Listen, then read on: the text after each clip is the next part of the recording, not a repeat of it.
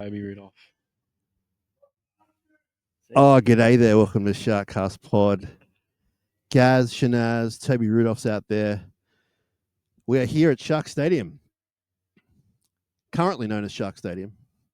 My name is Sam Shinazz, the OG 2015 supporting team for a lot longer. This is Gary Dover. He's Gaz, I'm Shinazz. I'm Shinazz, he's Gaz. But the show is called Gaz and Shinazz. We are blessed to be here at Shark Stadium. And again, apologies about the hair flying around. I know I need a haircut. Beautiful.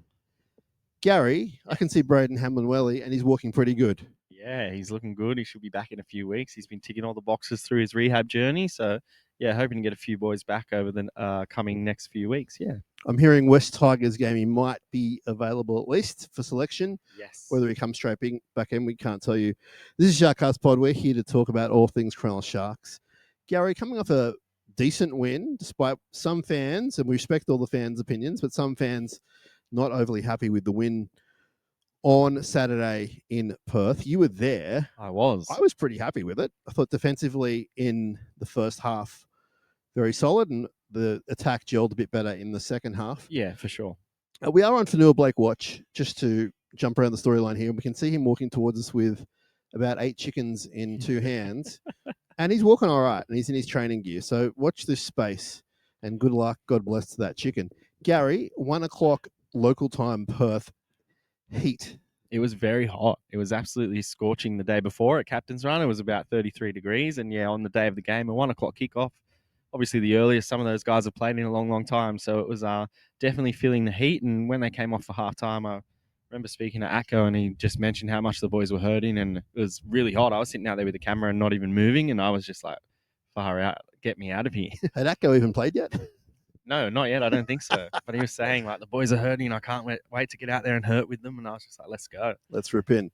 So Sharks get back onto the win cycle, and we got Newcastle coming up, which we'll get to shortly. What impressed you, Gary, about the Manly win in Perth? William Kennedy. What an absolute standout performance from him. He's obviously been building this season. He's had some really nice performances throughout the year so far. And I think, that game against the Sea Eagles was one of, if not his best game in Sharks colours for a long, long time. You think it was career best? I think it could be career best. He had some real up there. He had some real great ones over the years, particularly kind of in and coming out of COVID. But yeah, his attacking flair, I thought it was a 10, dude. His defensive positioning, like, he was ticking all the boxes there, and it was just one of those performances that you're just like, well, he's on. And yeah, it's great to see. I think he was easily one of the best. And then obviously the impact that our bench had coming on when they did, and the use of the rotation there, I thought worked really well. And that was probably one of the big differences in the game. Yeah, for sure. I've said it on a few of the episodes we've done, but there was a moment towards the end of the game where a big bomb went up, and it was down our left side of the field, and Kennedy had some cramps. I think he had a minor injury, and it was an amazing bomb, and he still was there to catch it, caught it cleanly, took the tackle. And that, to me, aside from all the razzle-dazzle, it really honed in the fact that he was having an amazing game and that he's a really good player. He's second on the leaderboard for Dally M's. Second. As he should be. He's been playing lights out, so it's good to see him up there and getting a bit of recognition. But yeah, hopefully some of the fans can jump off his back a little bit now that he's putting in some performances like this. Well, I would like to hear from the fans like we do every week. You can get in touch with the sharkcastpod@gmail.com on the DMs, and also on our sharkcast.com.au website. You can easily leave us a message. And I want sincere, honest thoughts. If you were a Kennedy denier, and you still are, tell us why. And you can't give me just it's one game, because actually it's 3 or 4 games this year where he's been really, really, really lights out. But I'm open to hearing about him, because I'm on his train, and I think we're re-signing him, and I'm perfectly okay with that. But a lot of people aren't. So I'd love to know why and what you're thinking. But yeah, an amazing game from Will Kennedy. Good all over the park, I thought. Yeah. What did you make of the halves this time around? Yeah, a little bit better than the week previous. So they took a bit more control, and yeah, the kicking game was pretty good. Obviously, Tricky had a few little errors and intercepts that he'd probably want to take back, but at the end of the day, we got the 2 points, and luckily for him and for us, it wasn't the defining moments in the game. So I think they can just build off that and keep moving forward, and I think they'll get better and better as the year rolls on. Interesting moment at Sharks media call during the week, and a journalist who I won't name, and it's not Dave Riccio, someone actually, to be fair, they hadn't seen the entire Manly game. I think they were in and out. They saw highlights, whatever. and they didn't know that Trindle had thrown 2 intercepts. And so they assumed they saw his try assist and they thought, oh, he had a blinder. And I thought that was quite interesting because if you didn't actually watch the game, you'd be like, oh, Trindle's just killing it. And he is. Obviously, he'd love those moments back. Do you think the coach would spend a lot of time on that, Gary, or is that a thing that Tricky needs to kind of overcome himself? Yeah, I think it's something that Tricky needs to overcome. They'll obviously review it in video sessions and look at what went wrong, and maybe he just passed it, that touch too late, or how else could he have made that play work? But yeah, unfortunately, it was 2 intercepts, and that's just the end of it. I don't think they'll spend too much time worrying about it. We've seen Tricky put on some plays that only he can put on, and I think we'll see more of that as the year rolls on. Tell us about the fan base over in Perth. We know a bunch of them listen and watch our show, which we appreciate, and we send our thoughts and appreciation to you guys and girls. But tell us about them. You were there in the flesh, the Sharks fans. How was it? Yeah, it was good. I got to meet a couple of the SharkCast listeners, so that was nice, and shout out to them. But yeah, we had a members event at Team Hotel there, which was really good. All the fans rolled through, and out at the Open Captain's Run as well, we had a fair big little turnout there, which was nice. So yeah, it's definitely a warm welcome when you get over there. It definitely felt like home, and yeah, appreciate all the fans that came out to the stadium and to the events and made it feel that way. I mean, you and I are at the stadium more than our fans are because we had 2 games in a row against Souths and Canterbury. One went good, one went bad, and then we're away for another, I think, close to a month. We're back here in May against the Storm, and it's going to be an electric night. So make sure you get down here.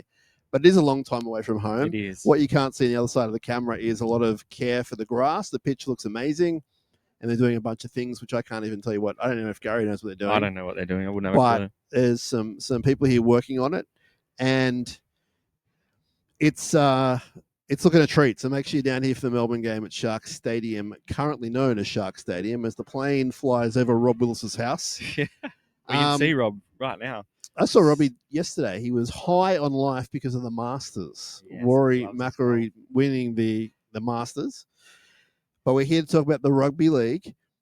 Gary, do you sometimes, currently as a Shark, get down on your hands and knees, kiss the turf of Sharks Stadium, and thank goodness that we're the Sharks and not some other club, like a player being influenced by a manager going, I don't want to play here. I don't want to play here. It's not good, and then the senior guys going, we don't want you to play here. We don't want you to play here. And it's just chaos. And I should remind you, we're playing that team next week at Leichhardt.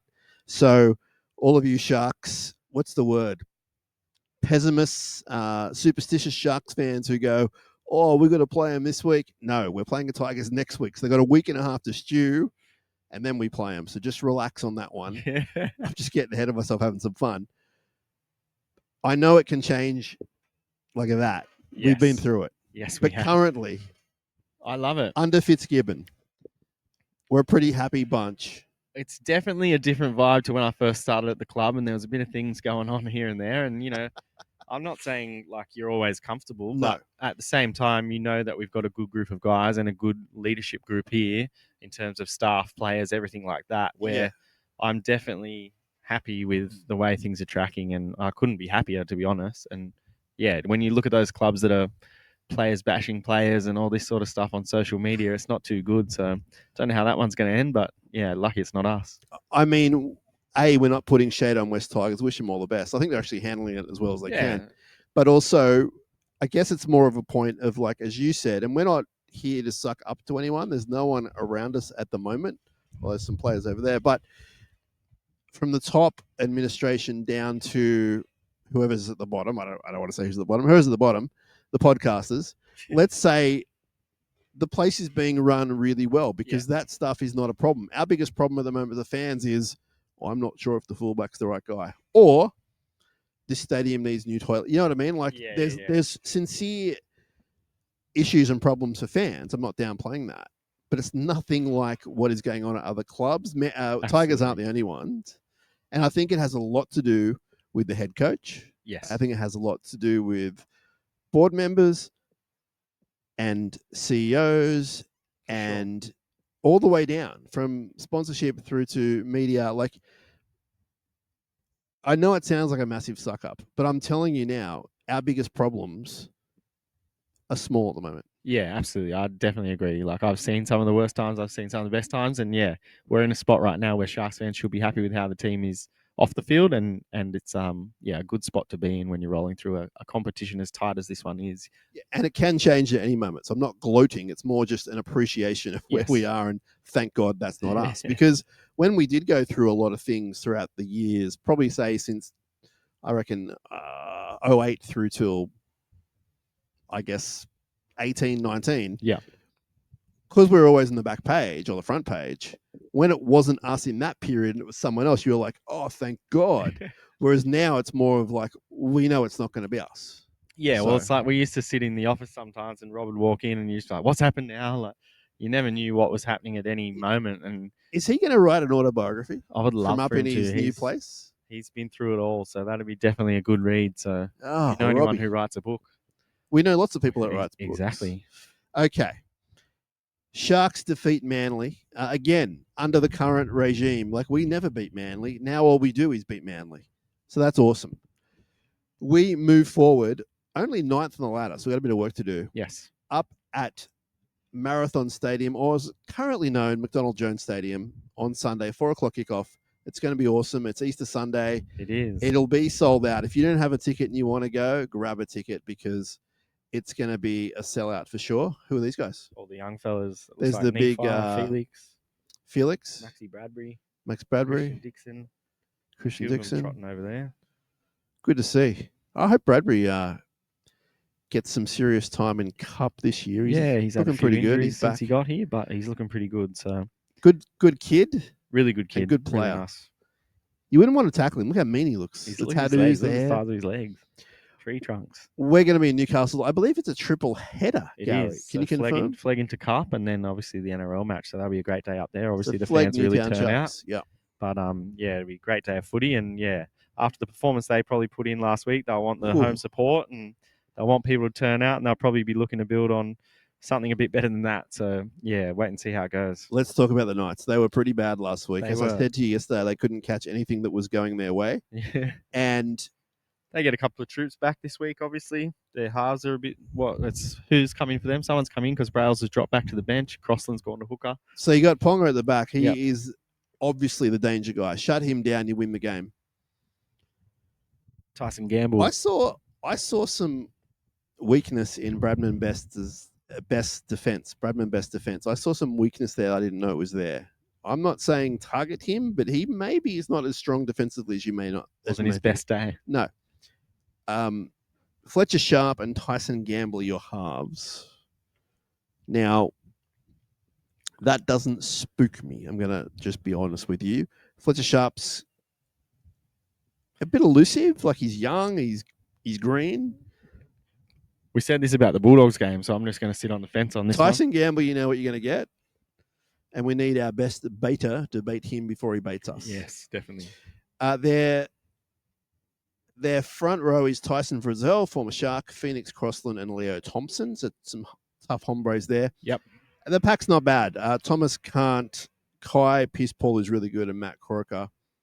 But I feel like we can get him. And the bench is Jaden Brayley, Tyrone Thompson, Jermaine McEwen, and Brodie Jones. So I think we get him. I think we get him too. But have to shut down Ponga. For the Mighty Sharks, we are 1-17 as we were last week. Yes. And the bench is Atkinson, Talakai, Rudolph, and Hazelton. Oh, it's 1-17.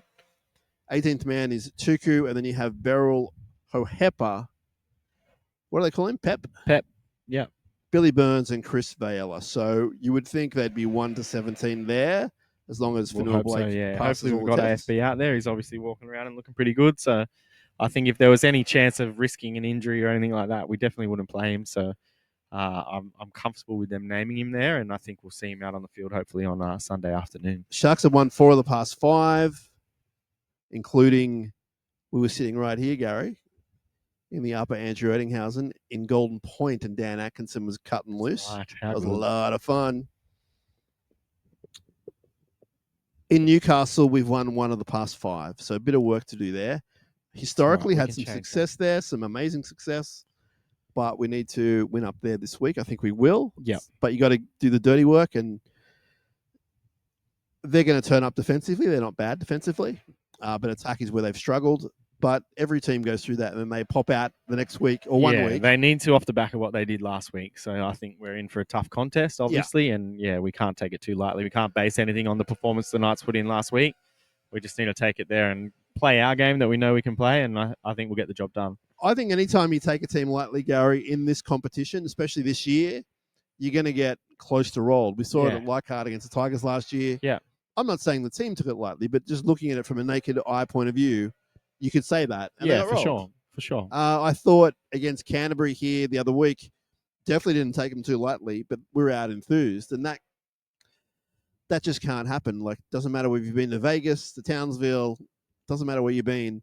There are no excuses to be out enthused, and I'm looking for a big one this week. That's for sure. I'm looking forward to it. I do think we'll get the bickies, but it's not going to be necessarily as easy as what the West Tigers did it last week against Newcastle. Yes. But if you look at those two teams, I think we're a better than team in West Tigers. I know we're better than Newcastle. It's a matter of getting it right on the day. Who are you looking for from Shark Nation to have a big game? I'd like Nico and Braden to just really take control of this one. I think it's on a Sunday afternoon in Newcastle. I think we need some calm heads out there that are just going to roll the way we need to roll up the field and put on the plays that we need to put on to get the points. But I'm looking for the halves to definitely stand up and have a controlled and measured performance. I'm looking to the forward pack, and the reason I say that, Gary, is because it's a weird thing to sort of follow the Sharks pack in the Fitzgibbon era, and it's nothing to do with him. Yeah, it's to do with the fact that our back five are so amazing. They're averaging 120 each per game. On average, like they're always getting good meters is what I'm trying to say. Yeah. They get us out of the bad part of town. And then you look at numbers and you look at the guy like Oregon Kafusi and it's like 4 runs for 40 meters. It doesn't necessarily mean that he's being lazy. It doesn't mean that he's not wanting to be in the play. Sometimes the play isn't where he is. Sometimes, he's coming back from a defensive set and we lose the ball. Like there are different reasons why different players don't have the same stats. For Noah Blake, it can't be stopped. Hopefully he gets to his chicken meal at lunchtime, and then hopefully he makes it up the highway to Newcastle and plays, and we think he will at this stage. And obviously a lot of those plays we play, like Oregon and those guys are running decoys as well. Like it's not always Yes, you need to look at if you look at their stats from the way the club looks at it, it's different to how a Fox Sports covers it, because we don't have every meter they run without the ball. We don't have the effort stats, etc., etc. So I'm not here defending anyone in particular. I'm just saying sometimes the stats that I work on, they're not back to that journalist, right? Well, they don't read. Well, they don't. They don't tell all the story. That's it. If just because you see a guy doing 4 runs of 40 meters, it doesn't mean he's being a bum out there. I'm not suggesting that if someone does that, there's not the possibility they are. But I'm saying that you need to look into it a little bit deeper and then have the opinion, or at least put the opinion out there. So I'm looking to see what this forward pack can do. I think our forward pack is better than theirs. They've got some genuine tough guys out there, but I think that our forward pack is fine. I like the way that the bench was working last week. What did we have? We had, if that bloke over there in bright yellow shoes comes on and does what he did last week. Now don't tell me who that is. That's Toby Rudolph. I think he was so aggressive with his runs and his carries, and he brought an energy out there on a field where, a lot of the boys were tiring. Second game back? It's only his second game back. Yeah, so we noticed it in the first game and the second game as well last week. He was really quick, energetic, and I think he's found his place currently in the current team. I think that's his role, just to get out there and cause some damage. We've seen him in the past do that and play for sort of 40 minutes, then come off and he's like vomiting on the side of the field or whatever. And you're going, is this guy fit or whatever? I think his best position's off the bench. No, but I'm saying I want to still see him vomit on the side of the field, but I want to see him do it after 10, 15 minutes. Yeah, exactly. Because he's just gone nuts. So, why is he wearing such bright shoes? That's just Tobes. He's a bright personality. He is. He's a great bloke. I think if that... So it was Talakai, it was Hazleton, and it was Rudolph off the bench. Yeah. Just change the game. And thankfully they did. It was hot, as you said. And I know we keep, every week on the show, we're talking about weather and travel, but it actually comes into play. On a 1 p.m. game in Perth, 1 p.m. on a in scorching Perth, sunny day, it does make a difference for both sides. I kept doing the time translator thing. I was like, this can't be right. It's got to be 5 o'clock. It's got to be 6 o'clock at night. It was not. And I can only think it's because they had a Townsville game at 7. Is that right? No. What do they have on? They had a 7:30 game, obviously, on Saturday night. Doubleheader was in Perth. I can only think for some reason they wanted to have the doubleheader first and second. So it meant our boys had to go out there at 1 o'clock in the heat. That's not good Sun for was any rugby pumping league onto player. the field, but